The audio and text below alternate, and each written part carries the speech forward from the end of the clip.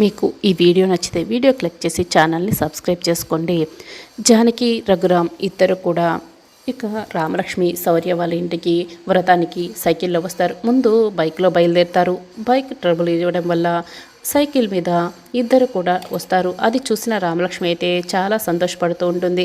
Sir, మా నాన్న అమ్మ వచ్చేసారు సార్ అని పరిగెత్తుకొని రఘురామ్ దగ్గరికి వస్తుంది. నాన్న అంటూ గట్టిగా చేసుకుంటుంది. చాలా సంతోషపడుతూ ఉంటుంది.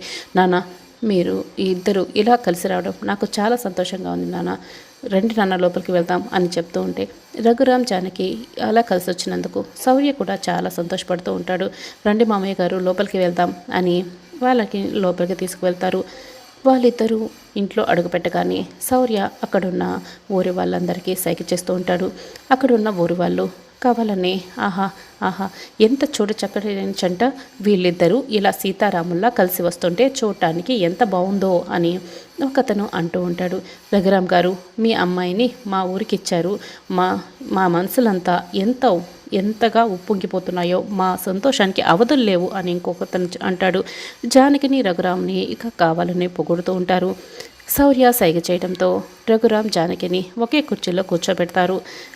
ఇలా ఒకే కుర్చీలో కూర్చునే ఆచారం ఎక్కడైనా ఉందా అని రఘురామ్ జానకితో మెల్లగా అంటూ ఉంటాడు. మీరు చెప్పే పీటల ఆచారం కూడా ఎక్కడైనా ఉందా చెప్పండి. అది మీ ఆచారం అయితే ఇది వీళ్ళ ఆచారము అంతేనండి అని జానకి అంటుంది.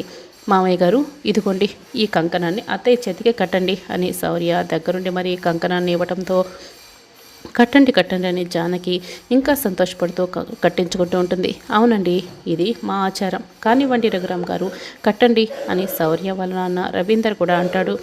ఆచారాల పేరుతో వాళ్ళిద్దరిని దగ్గర చేయడానికి శౌర్య అయితే ఇదంతా ప్లాన్ చేస్తాడు. రఘురామ్ వాళ్ళ మాట కాదనలేక జానకి చేతికి కంకణాన్ని కడుతూ ఉంటారు. జానకి అయితే రఘురామ్ చూసి చాలా సంతోషపడుతూ ఉంటుంది. వీళ్ళు ఇంత సంతోషపడటం చూసిన రామలక్ష్మి అయితే చాలా సంతోషంగా శౌర్య భుజంపై తల నుంచి ఇంకా సంతోషపడుతూ ఉంటుంది. శౌర్య సార్, చూడండి సార్, మా అమ్మ నాన్న అని సంతోషపడుతూ ఉంటుంది.